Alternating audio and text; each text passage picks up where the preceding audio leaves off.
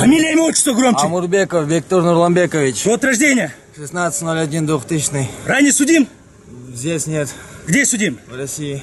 За что судим? Разбой.